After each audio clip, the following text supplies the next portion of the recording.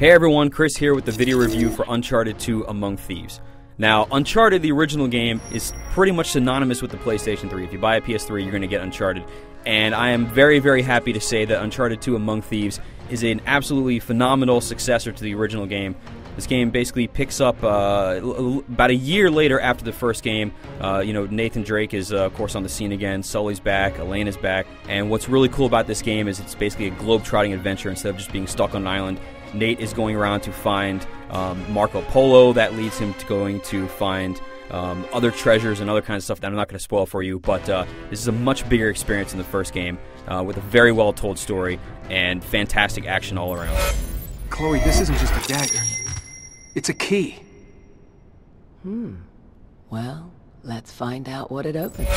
So as I mentioned, the story this time around is very well told. The cutscenes obviously are great once again. They were fantastic in the first game. They're very well done here also. And once again, the voice acting is stellar. We have the same people from the first game with an expanded cast. Everybody is great this time. What's your angle on all this misery? You gonna plunder a few temples, loot the museum? It's nice to see you two. The first game was, and still to this day, easily one of the best looking titles on the PlayStation 3. And Uncharted 2 looks even better.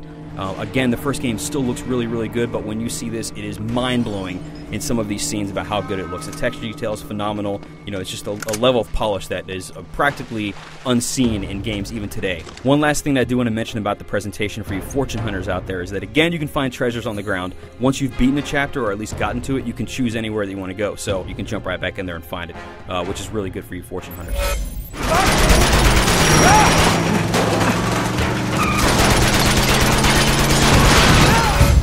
The very good thing about the game is that since it doesn't take place solely on an island this time around, you're going to be in Nepal, you're going to have some street fights, you're going to be up in the mountains and the snow. You will, of course, kind of go into like catacomb type stuff. But there's a whole lot more variety here than we saw in the first game, which is really cool. There are multiple scenes in this game where the actual environment is moving around and changing as you're on it. There is a sequence that's on the train where you are fighting on it as it actually is moving through a level. And so as the train is kind of going around bends, if there's an enemy on the next car, you have to kind of compensate for that. And so it kind of brings the whole experience up to this, Hollywood level of $100 million blockbusters that, you kind of rarely see that sort of thing in video games. Now, like the first game, there's three main gameplay things you're going to be doing. You're going to be shooting people, you're going to be climbing the environment, and you're going to be solving puzzles. In terms of shootouts, basically, that works exactly the same as it was before. You can still take cover, but what's really cool is that the levels are set up to be much more vertical than they were before, and to give you a lot more option in what you're going to do. The game is still very linear. You have to go to this very specific point. There's not really a whole lot of option in how you're going to kind of go around a thing, but when you are in a shootout, you can be, I want to go to the roof, or I want to go to the bottom, or I want to hang from this thing, or I want to kind of go around from the back, and it creates this much more dynamic feel to the fights than you had the first time. Now, one thing that actually does help the fighting a lot is, in the first game you could do lots of hand-to-hand combat, and that's a little more refined here, but I'm not really going to go into that. But what is really cool is that you can use stealth a lot better in this game than you can in the first one. So guys will still see you if you pop your head out, but if you manage to sneak up on somebody, you can take them down in a silent kill. You can yank them over walls or yank them over cover or whatever and take them out. The one bad part about the stealth is that early on in the game there is a segment where you can't be seen. You have to go through kind of stealth.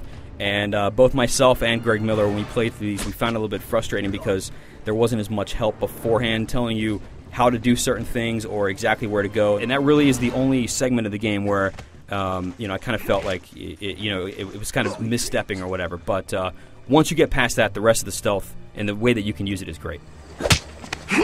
Lights out. For the puzzles this time around, without actually counting them, I would say that there are less than in the first game. However, the mix of time you're going to be spending is about the same. The way that they're handled this time around, that they're bigger in scale, they're more intricate, and for me, they were more fun. Now, the big new thing for Uncharted 2 is that there is online play this time, both versus and co-op. For versus play, you get a whole lot of stuff. You have like team deathmatch, and you have elimination, and you have capture the treasure, which is basically capture the flag. What's awesome is that the gameplay you get in the single-player game translates perfectly to online. So you can climb the environment and go up to the roof, or you can hide behind stuff and take cover and all that. So what you learn to do in the single-player translates perfectly over to multiplayer, and if you use it well, it will give you a huge advantage. Now, along with versus, there's also the co-op mode, which is not going straight through the story.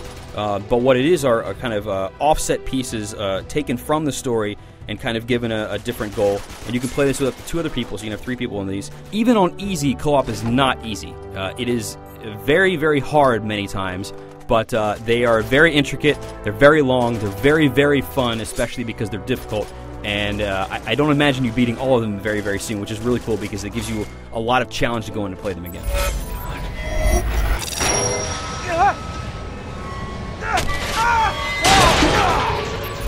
Overall, Uncharted 2 Among Thieves is a fantastic game. It's a great single-player experience with very, very few flaws. The online is super fun, both versus and co-op, and basically it's a game that will, give you 10 hours or so single-player, and then possibly hundreds of hours online, depending on, how long you want to get in there and find treasures and kill people. So anybody with the PlayStation 3 absolutely must play this, not that you weren't going to anyway. For the full written review, climb on over to IGN.com.